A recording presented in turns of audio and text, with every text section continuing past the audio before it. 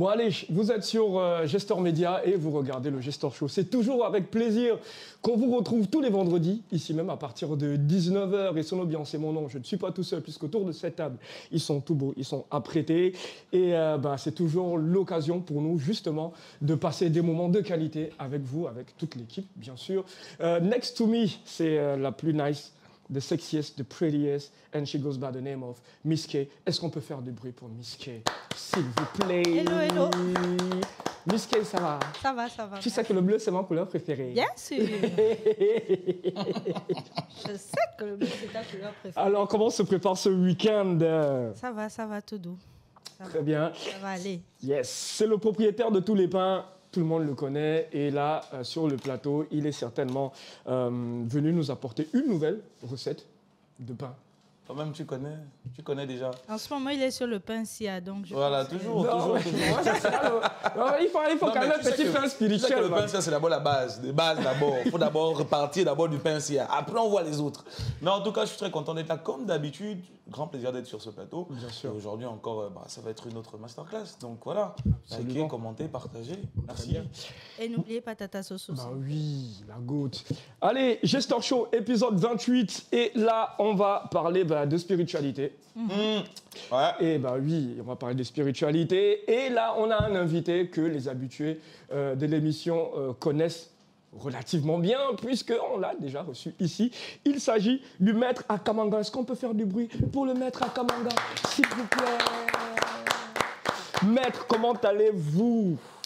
Très bien, merci. C'est toujours un plaisir de répondre présent à votre émission. Gestor Show, mais nous aussi on est contents. Ah, oui. Nous aussi on est contents. On est très contents parce que lorsque vous êtes là, il y a une bonne énergie sur le plateau. Enfin, Il faut donc- dire qu'il y a une ou deux semaines, enfin il y a quelques semaines, j'ai assisté à la conférence du maître À l'Institut à français. l'Institut français, oui. Mhm. C'était très... En tout cas, pour nous, les initiés, ça n'a fait que renforcer ce qu'on savait déjà en partie. Et pour les non-initiés, ça leur a permis d'ouvrir les yeux sur un certain nombre de choses concernant la tradition bouddhiste et même, j'ai envie de dire, la spiritualité en général. C'était très, très édifiant. Et merci, Maître, pour ce genre d'insights. C'est toujours avec plaisir. Alors maître, est-ce qu'aujourd'hui, on a de plus en plus de gens qui s'intéressent justement aux questions de spiritualité, de tradition, de bouddhisme? Absolument, il y a déjà de plus en plus de gens. Et moi, ce qui me fait beaucoup plus plaisir, c'est que les gens puissent s'intéresser, c'est vrai, de la spiritualité de façon globale, mais particulièrement de la tradition bouddhiste. Parce que, bon, je suis un prêtre bouddhiste, on va dire, pour ne pas dire un ganga. Donc, pour moi, j'estime que chacun prêche dans sa chapelle. Et moi, je ne parlerai pas de chapelle, je parlerai de Temple. Aïe. Voilà.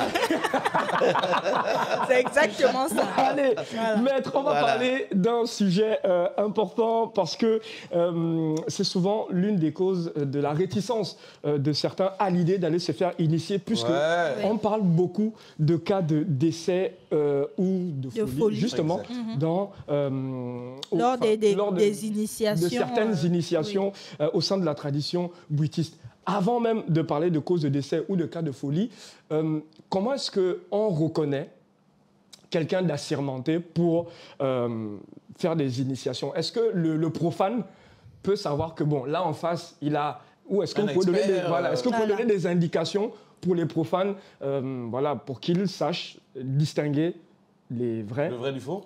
Le des faux? maître du charlatan. Voilà, ou tout le maître simplement. du charlatan, exactement. Voilà. Oui, c'est vrai que c'est difficile. Hein. Les pauvres sont livrés à eux-mêmes et on leur demande de choisir Ngongo. là où il faut aller s'initier. Vraiment, on est livré À soi-même. à son étoile, on va dire. Exact. Parce que c'est ça qui va vous orienter soit vers un vrai ou vers un faux. Ce qu'il faut dire de façon globale, c'est qu'il est difficile que je puisse vous donner des critères qui vous permettent de visu comme ça. Mais quand même des clés. Oui, ça, je suis en train d'y aller. Mais il y a normalement des questions. Il y a des questions Ok. que vous devriez pouvoir poser à celui qui vous reçoit. Première question, où est-ce qu'il a pris, avec qui il a pris la science? Des questions pièges. Hein? Avec qui il a pris la science? Pendant combien de temps? Il répond à ces questions, vous avancez en gamme. Vous lui demandez le nom de ces harpes, si on est dans le contexte des Nganga qui ont des harpes, ou bien le nom de celui qui l'a formé aussi, pour pouvoir arriver à quelqu'un de référent. Donc, vous pouvez plus ou moins connaître, avoir entendu parler, des trucs comme ça. Voilà. Donc, la durée, pourquoi elle est importante? Parce qu'il y a tellement de connaissances à emmagasiner qu'il est hasardeux d'aller ouvrir un temple après 2 ans. Exactement. C'est vraiment très hasardeux. Moi, pour que je puisse avoir le temple, j'ai fait plus de 30 ans. Ah, ça. Voilà. Quelqu'un va ouvrir un temple après 2 ans, je trouve ça très hasardeux. Il y a tellement de choses à apprendre. Je ne dis pas que 30 ans, c'est la durée normale. référentielle. Non, du tout. Mais il faut quand même... Ça demande quand même un certain nombre de... minimum 5 ans, je pense que oui. Et pour appuyer ce que le maître dit, je viens quand même ajouter que ces 30 ans-là, il les a fait dans un village où il y avait pratiquement tous les week-ends des cérémonies. Donc, ce n'est pas un genre de temple où une fois tous les 3-4 mois. Non, c'est important. C'est important de le savoir. Parce que ça veut dire plus il y a des cas, voilà. Plus il y a des cas, mieux on sait comment gérer. Exactement. Exact. Est-ce que vous comprenez, est-ce que vous comprenez que ça gêne un peu des jeunes justement qui veulent s'intéresser à ça? C'est vrai que dans la discussion aujourd'hui, il y a beaucoup de jeunes qui veulent repartir. Je dis bien repartir parce que bon, voilà, on sait avec les religions, etc. Mais le fait d'être... Enfin, là, vous donnez des éléments de réponse qui sont quand même assez intéressants, mais on a l'impression que c'est toujours quand même c'est toujours un peu difficile. C'est un peu, comment dirais-je, c'est-à-dire, en termes de référents, on a vraiment l'impression des fois de se jeter dans le vide, en fait. Exact. oui, mais c'est très difficile, je l'ai reconnu à l'entendre des propos. C'est très difficile, parce que même les questions dont je vous parle, il faut encore trouver quelqu'un de bienséant qui accepte de répondre à ces questions. Exactement. Ou quelqu'un qui ne mente pas. Ou quelqu'un, merci, qui ne mente pas. Ça encore, donc, on n'est pas arrivé au bout de parce que de la galère. Que, bon, moi, je rentre dans l'église, bon, automatiquement, je suis déjà là, tu vois. Et là, c'est vrai que c'est compliqué. C'est un peu... Je sais que c'est très compliqué. Parce que là, c'est des questions qui touchent directement à l'esprit, vraiment au métaphysique, bien en sûr. fait. Et donc, cela veut dire, dans la formation, par exemple, d'un Nganga, les gens pensent qu'il faut juste apprendre les herbes, les arbres. Non, ça c'est... On va dire, je ne vais pas dire partie négligeable, non. Mais c'est une partie qui peut ne pas avoir de l'importance. Il y a le côté moral, il y a le côté purement spirituel. Cela veut dire, vous ne pouvez pas être un Nganga qui n'est pas en contact avec l'esprit, qui vous instruit, qui est le seul capable de vous instruire sur tous les cas qui se présentent devant vous, qui est capable de vous dire ce cas-là, voilà comment il faut le résoudre, ou ce cas-là, renvoyez-le à l'hôpital. Parce que ça aussi, il faut avoir cette honnêteté morale de dire que là, l'esprit demande que vous repartiez à l'hôpital. Ou bien l'esprit demande que vous partiez voir avec tel Nganga. C'est lui qui peut résoudre ce problème. Ça, c'est la probité, l'honnêteté morale. Ça veut dire que votre leitmotiv, ce n'est pas prendre l'argent du monsieur. Non. C'est que le monsieur trouve, ou la dame trouve, une solution à son problème. Exactement. Voilà. Donc, il y a aussi des spécialités, finalement, dans la tradition. On a des spécialistes... Naturellement. Vous savez, lorsque, exemple, on se retrouve dans des groupes, là où on parle de la tradition, beaucoup vont faire allusion à l'aspect thérapeutique. La tradithérapie. Moi, personnellement, je ne me fais pas valoir comme étant un tradithérapeute. Moi, je suis un initiateur. Donc, je suis déjà différent du tradithérapeute, qui, lui, s'occupe beaucoup plus du côté, on va dire, clinique du corps. Moi, je me suis beaucoup plus focus sur le côté spirituel et les enseignements dans le domaine de l'esprit, ce que nos frères de l'Église appellent les choses de Dieu. Et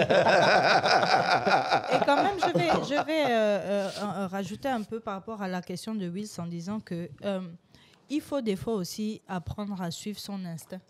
Parce qu'il y a des signes, en vrai, quand tu es appelé à suivre ce chemin-là, ça veut dire que quelque part, on te montre quand même des signes qui, à un moment donné, vont te faire douter de l'endroit où tu es. Ou alors vont te donner la confirmation qu'effectivement, tu es au bon endroit. Tu vois, des fois, il faut apprendre. Il faut écouter son corps, tout simplement. Ouais. Il faut apprendre à suivre les signes, à suivre son instinct et à voir autour de soi, en fait. Il y a des endroits où tu vas arriver, où tu vas te sentir vraiment mal à l'aise.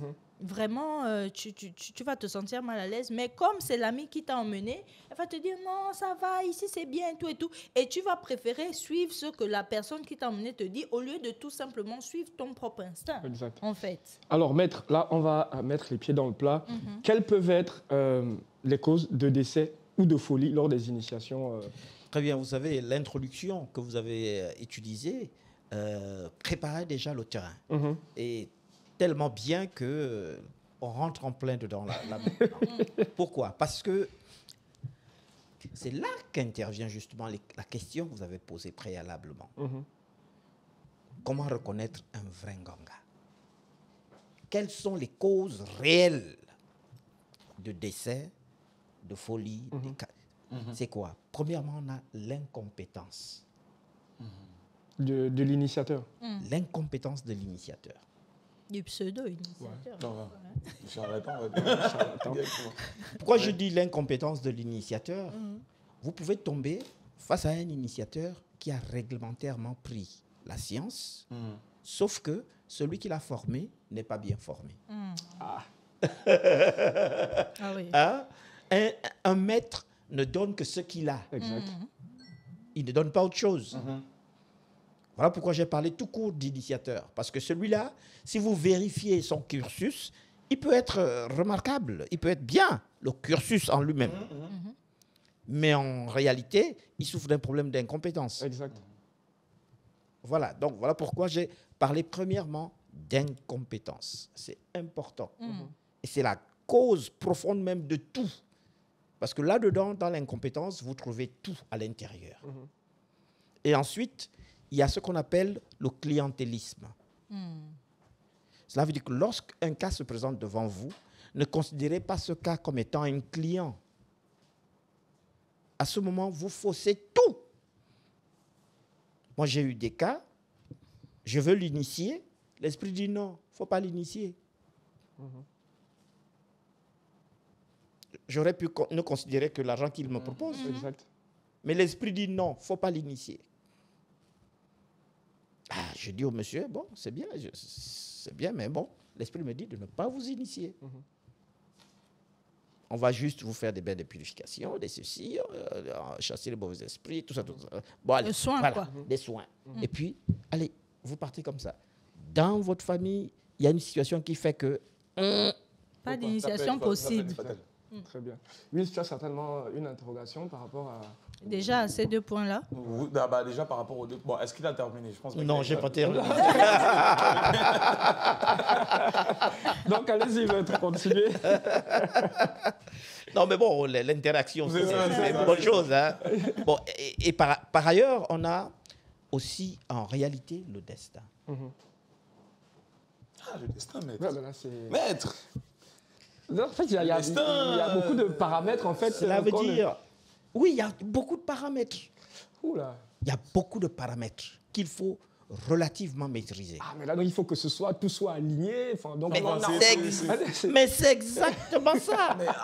Non, ce que vous dites comme la blague, c'est exactement ça. Mais maître, c'est compliqué parce que est-ce que ça n'explique pas aussi la raison pour laquelle certains sont réticents à l'idée, qu'on a l'impression qu'il faut cocher, parfois pour des raisons Cela veut dire... pour lesquelles on n'a pas nécessairement une responsabilité. Voilà. Ça ne dépend pas de nous. Voilà pourquoi il faut tomber chez quelqu'un qui maîtrise relativement le sujet. Pourquoi? En fait, lorsque vous êtes un mandaté, lorsque vous êtes un missionné réellement de l'esprit,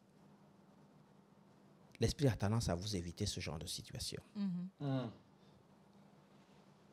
Parce qu'il sait que ça peut entraver la bonne marche de son travail. Sachant que vous faites des efforts de correctement faire le travail. Forcément, dès qu'il voit ce genre de cas, par exemple celui-là, celui dont je vous ai parlé tout à l'heure, l'esprit me signale que non, il ne faut pas l'initier. Moi, si je l'aurais initié, on se serait peut-être retrouvé face à une situation très compliquée. Exact. Et tout de suite, les agents de l'appareil judiciaire se seraient mis sur moi, à juste titre. Exactement. Voilà. Donc, il faut maîtriser le sujet, premièrement. Deuxièmement, il faut être réellement mandaté. Quand je dis réellement mandaté, il faut avoir régulièrement pris la science. Dès que vous prenez régulièrement la science, un ensemble d'égrégores se met en mouvement pour vous protéger aussi, en tant que Nganga. Et ensuite, il y a maintenant des facteurs qui relèvent de la responsabilité du malade. Mais là encore, moi personnellement, je rejette la responsabilité sur le Nganga. Oui, parce que l'esprit doit pouvoir... Signaler tout ça. Bien sûr. Je vous prends un exemple. C'est pas aussi facile que vous le pensiez. Hein? C'est complexe. Je vous prends un exemple d'une situation que mon papa a vécue. Et c'était magnifique, j'étais toujours là. Il reçoit un monsieur qui vient lui dire, maître, bon, moi j'ai fait les pactes avec les esprits de la gauche. Bon, là maintenant on me met la pression, il faut donner. Maître, je suis venu vous voir, je suis fatigué de ces choses-là. Comment je peux faire pour contourner ça? Comme quoi c'est réel, hein, ça existe. Le maître lui dit, vous dire que je vais vous donner une formule magique là, c'est faux. La seule recommandation que je peux vous faire là, je vous initie. Les instructions que l'esprit va vous donner, c'est ça qu'il faut suivre. Parce que moi, je suis qui pour vous dire faites comme ça, comme ça, comme ça. Ce sont les instructions que l'esprit va vous donner que vous devez suivre. D'accord, maître, j'ai compris. Il s'initie. Arrivé là-bas, l'esprit lui demande de se débarrasser de tous les objets de sorcellerie qu'il a. Qu'est-ce qu'il avait comme objet de sorcellerie?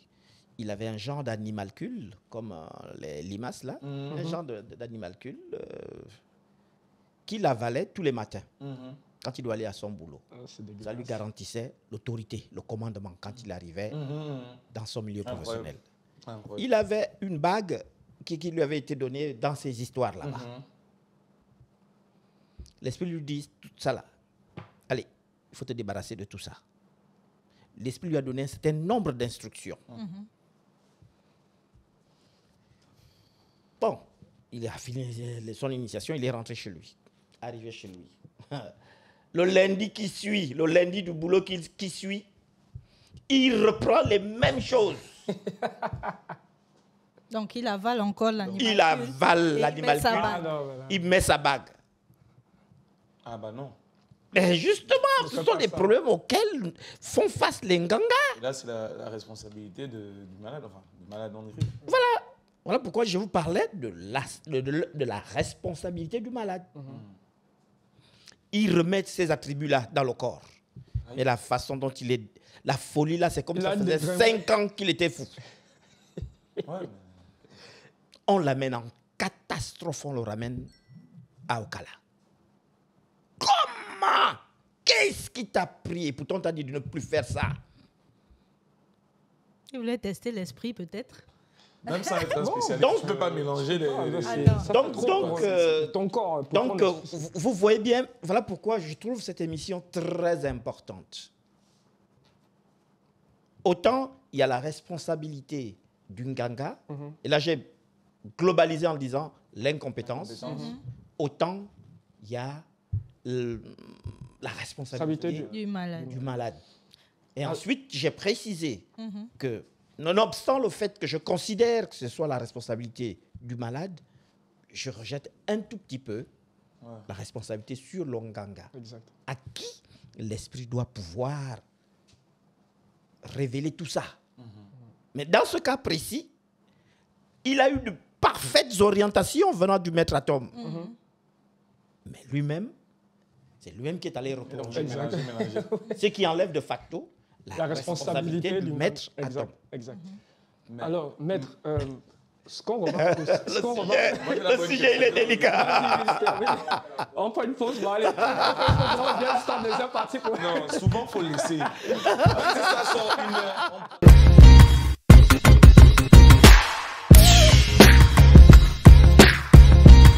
Alors, bienvenue sur la deuxième partie du Gestor Show. On est sur le Gestor Média. Et n'oubliez pas de liker, commenter et partager. Aujourd'hui, c'est une émission très importante parce qu'on reçoit un invité de marque, Maître Akamangan, qui vient nous parler justement des causes de folie et de décès lors des initiations dans la tradition bouddhiste et même, on va dire, les rites traditionnels en général. Alors, Wills, en partant de la première partie, tu avais une question à poser. ouais, j'avais une question très essentielle, en tout cas pour moi. Alors, on voit bien que, au vu de tout ce que vous nous expliquez, c'est un peu complexe. Moi, j'ai envie de savoir comment est-ce que, entre, j'ai envie de dire, initiateurs ou entre acteurs, en tout cas, des rites initiatiques, vous vous organisez quand même de manière à mettre en évidence, j'ai envie de dire, ceux qui sont mandatés réellement. C'est-à-dire, est-ce que vous-même vous vous organisez pour écarter ceux-là qui finalement en fait dessert la cause, j'ai envie de dire générale, parce que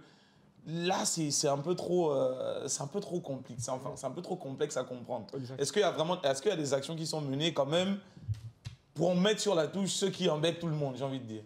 Bien, ce qu'il faut dire à ce niveau, c'est beaucoup plus l'action politique qui peut agir là-dessus. En essayant de mettre en fait des éléments référentiels qui permettront de trier.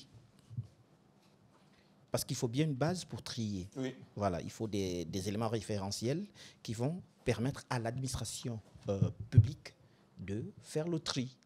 Je vous prends un exemple. Le maître Atom est parti.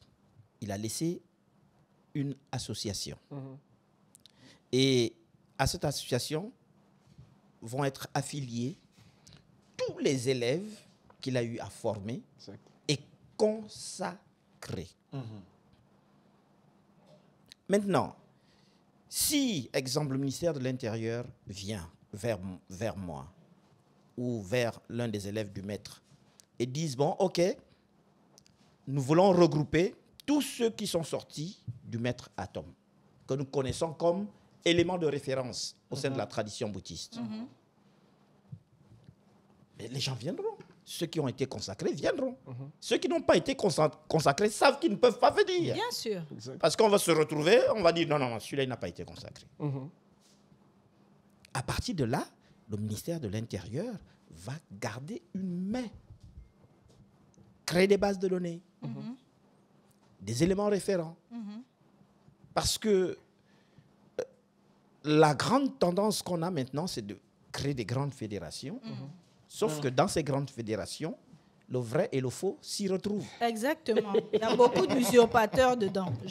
Le vrai et le faux s'y retrouvent. Oui. Voilà. Mélangés dans les fédérations. Donc, à partir de là, c'est beaucoup plus compliqué. Ce qu'il faut, c'est réfléchir sur la manière de mettre en place des référentiels qui serviront d'outils de contrôle. Exactement. Alors, maître, c'est bien ce que vous dites, mais c'est quand même le processus vital d'individu qui est engagé.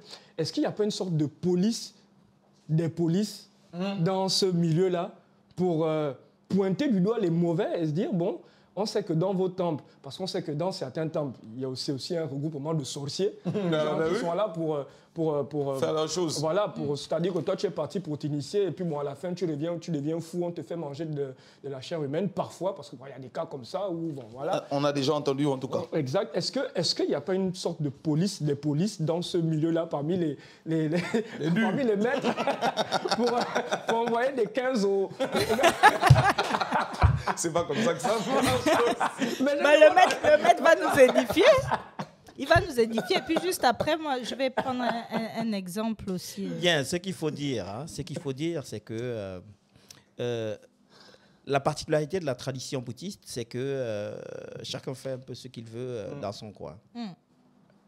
C'est ça la particularité de la tradition bouddhiste. Dès que même vous avez été consacré, à la limite, vous êtes censé même ne plus suivre forcément la déontologie qui vous a été enseignée. C'est un peu ça le côté compliqué au sein de la tradition bouddhiste.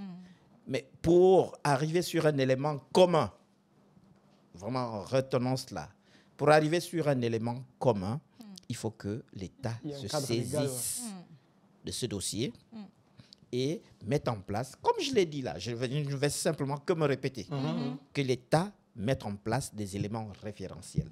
C'est tout. Maintenant, ce qui peut se passer, c'est que on peut chercher des personnes ressources. Quand je parle de personnes ressources, cela veut dire des personnes qui sont non seulement initiées et initiateurs au sein de la tradition bouddhiste, mais qui ont un très bon bagage intellectuel. Et ça, on en a. Je vais vous prendre un exemple. On a le président, je crois, de l'association Marangaman Zambé, qui regroupe, je crois que tous les temples Myoba, je parle sous leur contrôle, qui regroupe tous les temples Myoba du Gabon. Ce président-là, il est avocat. Maître Moubéi Boal. Je ne peux pas permettre de le citer, on n'est pas là dans une situation conflictuelle, non. Voilà. Lui, par exemple, il est avocat. Donc, il connaît un peu les rouages de la loi. Bien sûr. Il y a d'autres personnes ressources.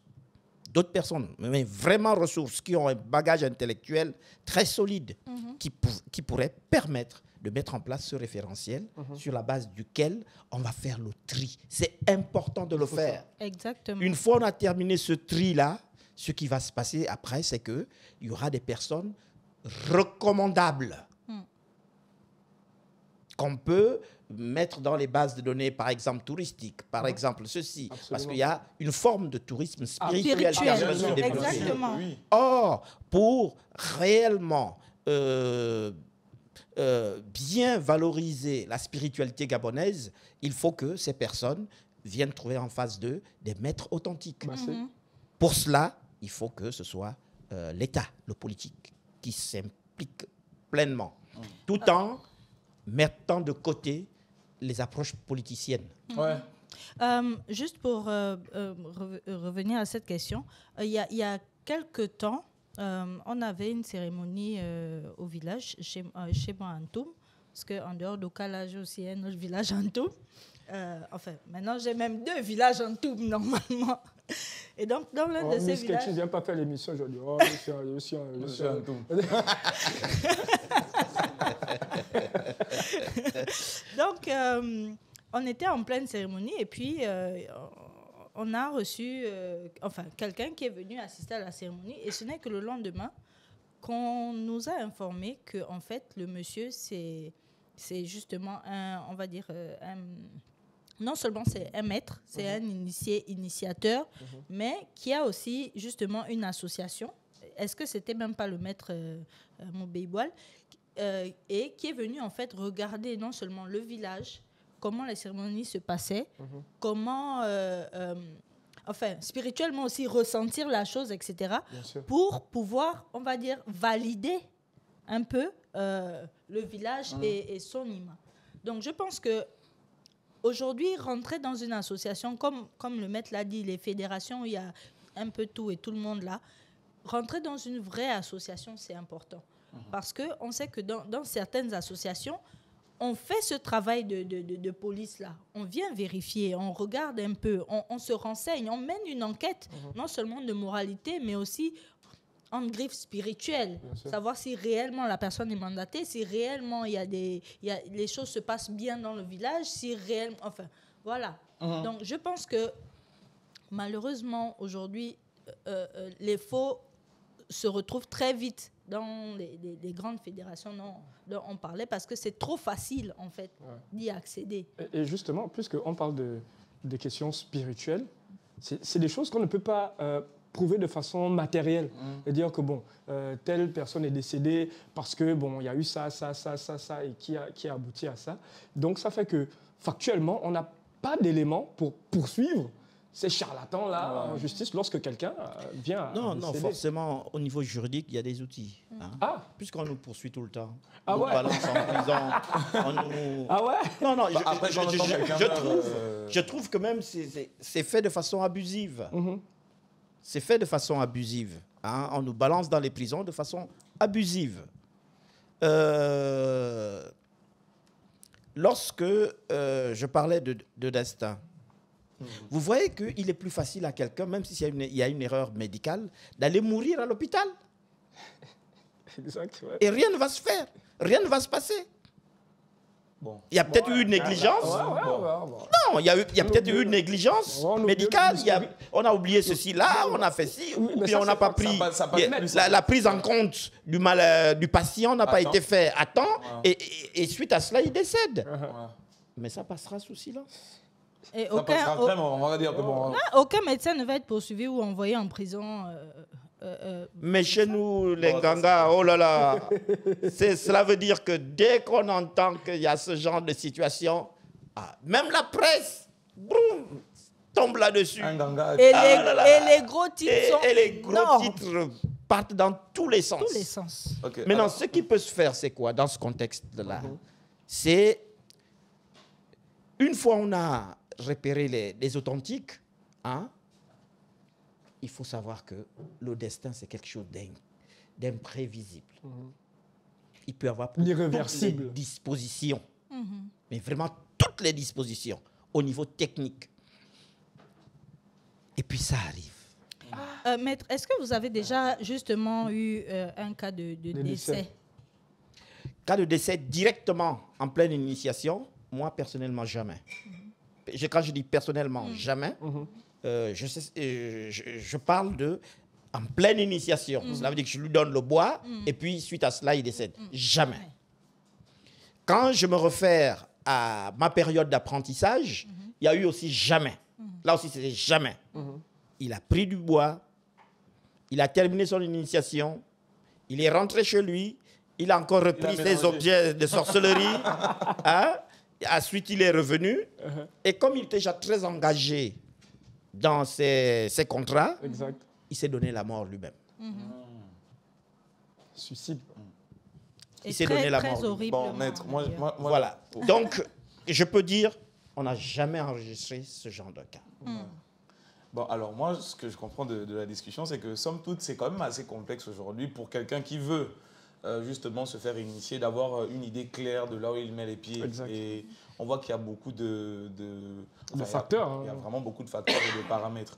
Donc moi, par rapport à ça, j'aimerais quand même que vous nous expliquiez vraiment, là on va bifurquer un peu, mais certainement on va revenir sur le sujet.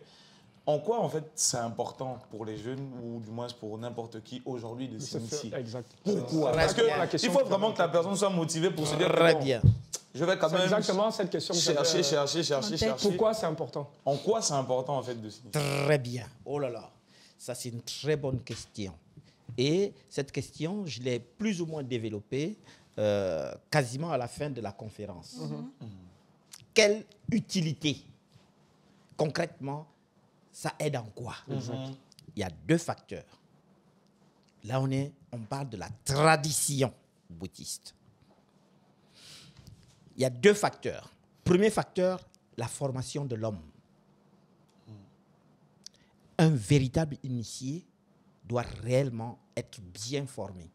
Quand je parle de bien formé, je parle du côté non seulement éducation, l'humilité, le respect, ces valeurs-là qui font que quand on est dans la société, on sait comment se comporter devant son prochain. Donc ça, c'est le premier aspect. La formation et l'éducation de l'homme. On vous éduque, on vous forme selon les valeurs traditionnelles. Et rassurez-vous, nous avons de très, très, très bonnes valeurs traditionnelles. Merci. C'est ça qu'il faut inculquer aux enfants. Ça, c'est le premier point. Le deuxième point, nous allons utiliser cette tradition spirituelle pour évoluer même socialement. Quand je dis même socialement, je ne fais pas allusion à devenir riche. Non. celui qui veut devenir riche, c'est certainement pas au sein de la tradition bouddhiste qu'il sera riche. Certainement pas. Mais pourquoi je parle d'évolution sociale? Cela veut dire, cet enfant qui s'initie et qui rentre en contact avec l'esprit, l'esprit l'amènera à connaître les valeurs du travail, l'effort. Mais c'est dans cet effort-là que l'esprit vient l'inspirer. De telle sorte que chacun dans son domaine excelle. Et quand vous avez cette excellence qui intervient au niveau de toutes les activités humaines d'une communauté, forcément, vous avez une évolution. La communauté s'élève. Qui apparaît même. Bah, c'est. Le scientifique, il faut qu'il devienne meilleur scientifique. Le médecin, il faut qu'il devienne meilleur médecin. L'artiste. Le balayeur de rue, il faut qu'il soit le meilleur balayeur de rue. Quand quelqu'un passe, c'est qui a balayé la rue là comme ça? Ah oui, c'est ça. Donc, l'idée qui consiste à dire que parce qu'on est allé s'initier au sein de la tradition bouddhiste, on va devenir ceci, c'est une très fausse approche. Je suis en train de parler en tant que maître initiateur. Mais j'ai fait l'école. Ce n'est pas à coup de baguette magique que j'y suis arrivé. Abnégation, effort, et tout, et tout, et tout, et tout. Et en matière, par exemple, de gestion, de management, je peux dire que j'ai atteint le sommet. Là, c'est l'effort, parce que j'ai appris ces valeurs-là au sein de la tradition. Aujourd'hui, je peux être un bon orateur, parce que j'ai appris ça au sein de la tradition. À partir de 4-5 ans, on t'exerce à parler devant les gens. Ngabokuma, tu parles, tu as toute une masse de personnes qu'il y a là autour de toi. Mais tu grandis dans ce genre d'environnement. Quand tu grandis dans ce genre d'environnement, désolé, quand tu arrives là où tu dois faire tes discours, tu n'as plus peur. Tu es à l'aise. Ça, c'est une éducation qui t'est donnée par la tradition bouddhiste. Est-ce que vous savez que parler en plein monde, de façon structurée, est une peur qui vient après celle de la mort. Ah oui. C'est pas facile. Les gens ont peur. Mais vous voyez comment la tradition vous aide à faire cela. C'est dire que cette tradition a son utilité. Mais vraiment son utilité. Et je peux vous prendre la quasi-totalité des grands scientifiques, des personnes qui ont fait avancer l'humanité, étaient forcément connectés à une tradition spirituelle. Je peux vous en citer là, vous allez vous dire, oh, c'est vrai ça. Parce que vous les voyez, vous ne connaissez que la vie extérieure. Beaucoup ont des vices cachés, confidentiels. C'est vrai. Nous aussi, nous devons avoir notre tradition qui nous pousse vers le haut. Absolument, c'est très important. Donc, là-dessus, ne doutez même plus un seul instant de quel pourrait être l'apport de la tradition bouddhiste dans la vie d'une nation, d'une communauté ou d'une personne de façon individuelle. Ce qui nuance les choses, c'est que tu as une partie de personnes qui veulent les résultats immédiatement. C'est ça. C'est exactement ça. Ou qui ont une vision totalement biaisée. Exact, totalement biaisée. À partir de là, je suis désolé, on ne parle pas le même langage. Exact. Maître, vous avez cette caméra. Oui. Et est-ce que vous avez un message à faire passer justement à cette jeunesse gabonaise et même africaine qui hésite encore, malgré tout ce dont on a parlé, les rassurer, de se dire que bon, voilà, venez, malgré tout ce dont on a parlé. Venez vous découvrir. Venez vous découvrir, allez à la rencontre de vous-même, etc., etc. Vous avez cette caméra. Ça, c'est une opportunité incroyable. Non, ça, sincèrement, les jeunes, je vous convie, mais réellement, à aller vers vos traditions spirituelles. Pas pour devenir riche, non. Mais elles vont vous aider à obtenir ce que vous méritez. mais allez-y vers elle beaucoup plus pour l'éveil de la conscience. Or, l'éveil de la conscience vient avec beaucoup de choses. La sagesse, la qualité dans le travail que vous êtes amené à faire et la compassion, la manière de gérer les humains. C'est très, très, très important. Si on a une société décadente, c'est justement parce que les gens ignorent beaucoup les valeurs qui sont les vraies. Or, là-dessus, l'esprit avec lequel vous prenez un contact peut vous aider à comprendre la nécessité de faire un choix ou un autre. C'est très important. Allez-y vers vos traditions. Je me souviens, un jour, nous étions en pleine conférence du côté de l'université Omar Bongo et un étudiant s'est levé et a posé la question au maître Atom, qui était le conférencier, en demandant, mais maître, dans vos temples, on boit, on fume, on fait du désordre, mais pourquoi cela? Les gens s'attendaient à ce que le maître soit embarrassé. Le maître a répondu, mais vous n'avez pas honte de me poser à moi cette question? C'est vous qui êtes en train de devenir les intellectuels qui devez vous approprier vos traditions. En venant vous initier, vous allez imposer qu'il n'y ait plus de désordre, plus de boissons, plus de ceci, plus de cela. De cette façon, nos traditions vont reprendre leurs valeurs ancestrales. Maintenant, nous qui sommes les maîtres, nous devons maintenant travailler pour l'universalisation de cette tradition. Parce que c'est faisable. Je sais de quoi je parle. C'est faisable.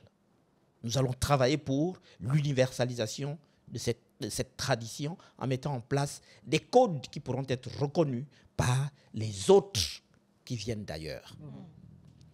Allez-y vous initier, les gens. Merci beaucoup. C'est sur ce message du maître à Kamangang qu'on va se quitter. J'ai mal au cœur. Vraiment. Vraiment, vraiment. Mais de toute façon, sachez qu'il va souvent être des nôtres parce que justement, en termes de spiritualité, il y a beaucoup à dire. Et on se pose beaucoup de questions et le maître sera très souvent sur ce plateau justement pour nous édifier un peu plus chaque jour. Maître, merci d'être passé. Le plaisir est toujours pour moi. Hein? Moi, ça me fait plaisir de faire avancer le message bouddhiste. Très bien. Bon, allez, c'était le Gestor Show, épisode 28. On se retrouve la semaine prochaine. D'ici là, prenez soin de vous. Que Eyo et les ancêtres vous gardent. Bye bye. Bye.